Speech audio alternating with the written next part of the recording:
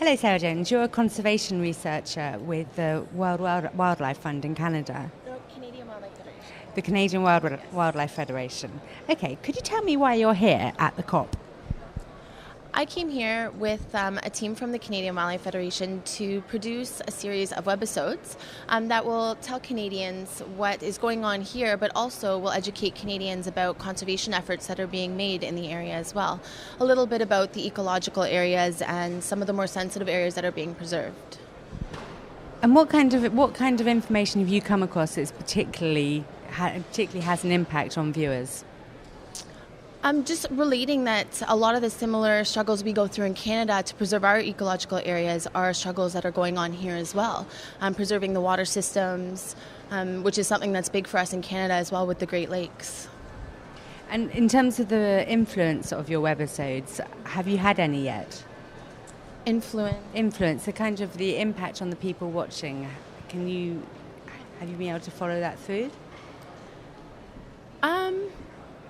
In terms of impacts of people watching, I mean, we're posting the videos every day, so we haven't, they're just going up on a regular basis, so we haven't had an opportunity to really hear back from people yet, just because they've only been posted recently. But, I mean, if I were a viewer watching, it would be just nice to see that there's so many people, local people, working so hard to preserve some of the national treasures that are here that some people may not even know about. For instance, we went and saw the cenotes, which are the underground water systems here in Mexico. They don't have any open fresh water the way we do in North America. So, just educating people on the fact that, if a farmer dumps oil onto his land, it does make its way down into the water system, and just seeing the way that people are educating tourists as well as other local people about how to conserve is just remarkable. It's all the different ways that you can actually educate somebody at the end Exactly, yes. And so what else, apart from webisodes, what else is the Wildlife Federation doing? Actually, it's the Canadian Wildlife Federation, and we have a site called canchange.ca. So what we're really trying to ensure is that education and conservation is staying at the forefront here, and that it's being made a priority, because we believe that education can change the climate, and it's important to have people involved in that and spreading the word and educating others about what they can do for climate change. Yeah. And in terms of COP16, are you disappointed in what's happened so far? What's your feeling about it?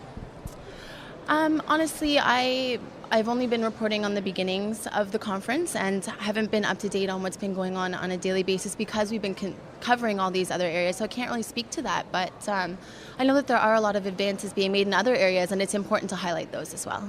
What would you like to see most happening for your organisation?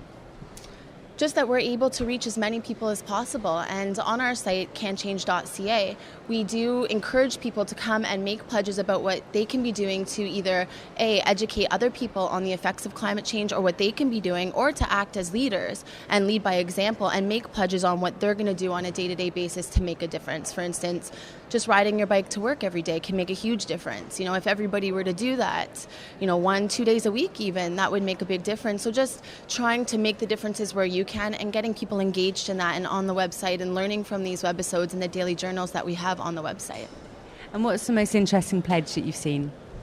Oh, that's hard to say. There's so many, to be honest. The cenotes were so beautiful, but for me, we went diving with the sea turtles in the Akumal Ecological Center, and it was just breathtaking to see these animals and what they're doing to help protect them.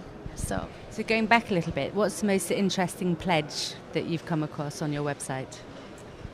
The most interesting pledge that I've come across, I mean, they're all very interesting. They're all, it's not that there's any one that stands out particularly from the other. They're all important in that they're all taking their own steps, to make a difference in their communities. And, just small pledges, I find them interesting, because a lot of people would think, well, if I ride my bike to work once a day or once a week, what is that going to do for the climate? But when you look at it on a global scale, or even on a national scale, that can make such a huge difference.